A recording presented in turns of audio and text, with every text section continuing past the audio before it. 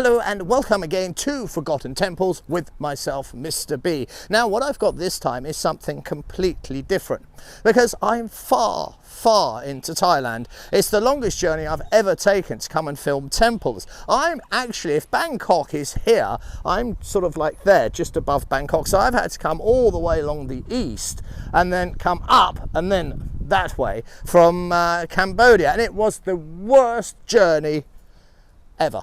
It was absolutely appalling. The traffic going back into Bangkok at the weekend is horrendous. It reminded me of Los Angeles. It was that bad. But when you get here, it's a damn sight better than LA because look what we have. We have the most splendid temples. Now, if you look closer very quickly, you will see, can you see, hold on, there. Can you see there's a Buddha sticking his head just into frame? And this temple is vast, and no matter how far I go back, I can't go any further because there's a wall. I can't fit it all in. Now Ayutthaya as a town has quite the story because it's only about 400 years old compared to our usual temples, which are about 1,000. And the reason this town, this city of temples, because there is loads and loads, there's literally hundreds of temples here. And the reason they are here is because a long time ago, a very wealthy trader, his hometown was afflicted by an epidemic. So he upped and he moved to here. And what he created, in fact, was the first capital of Thailand. But when this place fell to the Burmese took it over. They were jealous of all this wealth he'd created. They then moved to Bangkok. So what we have here is the very first capital of Thailand. And what we're going to do now is go up there and have a look inside. And trust me, it's fascinating.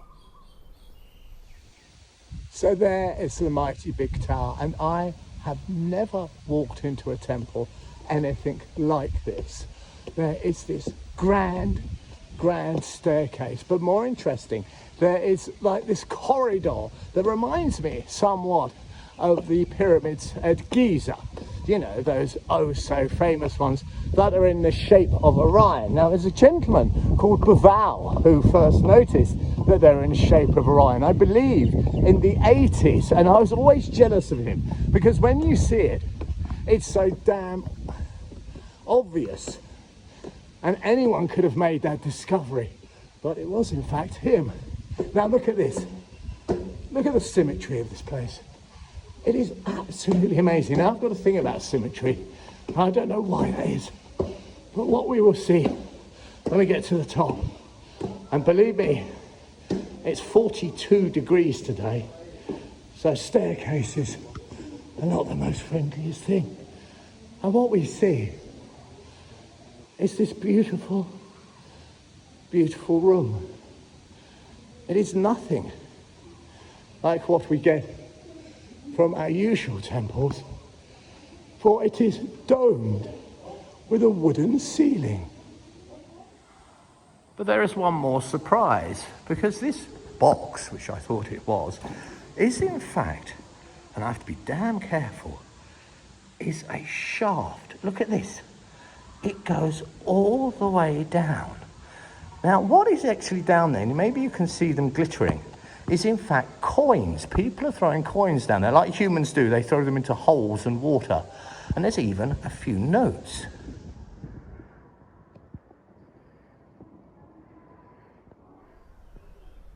So let's do this place a little bit more justice. Here we have that Buddha. Can you see him here? Look. Isn't that magnificent? Can you see the way his golden gown is just gently rippling in the wind?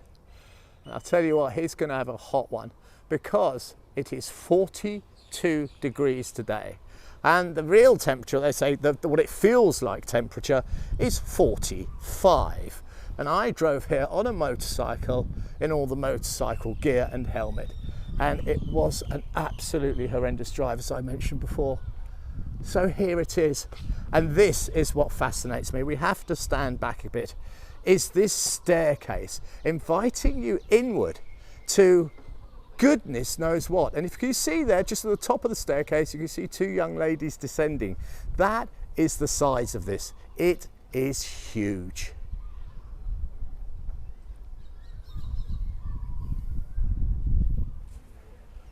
Now, another unique feature of this temple is the amount of Buddhas.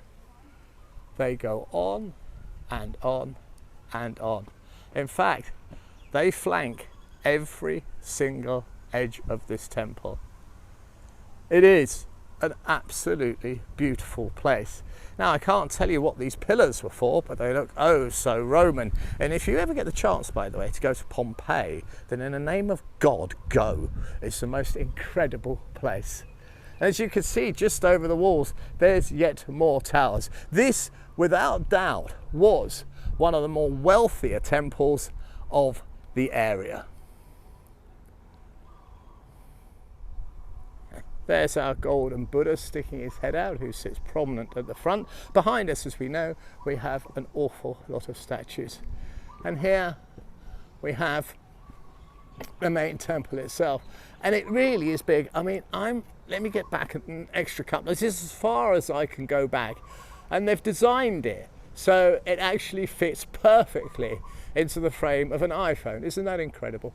It is made of brick. And the building techniques would have been learnt from the Khmer Empire, the earlier empire of the Cambodians. And I do see similarities. But what they did oh so well was they brought their own style into it. This is definitely different. Similar in some ways, but it's certainly very, very different. Now, you've got to admit, it's pretty damn impressive, isn't it? I mean, one wealthy merchant didn't just create this, he created hundreds of them. He, in fact, as we know, created the first capital of Thailand. And how did he do that? Well, there's something I didn't tell you about him, because he actually married into royalty. He didn't marry one princess. Oh, no, that wasn't enough for him. He, in fact, married two. And that added very greatly to his power and influence. And it was that power and influence that said, we're all off. There's an epidemic, we're all going to leave and we're going to find pastures new. And he found a fantastic place. For Ayutthaya back then has all the attributes. It had forests, it had plenty of resources, and it had 3 rivers. It's fundamentally on an island.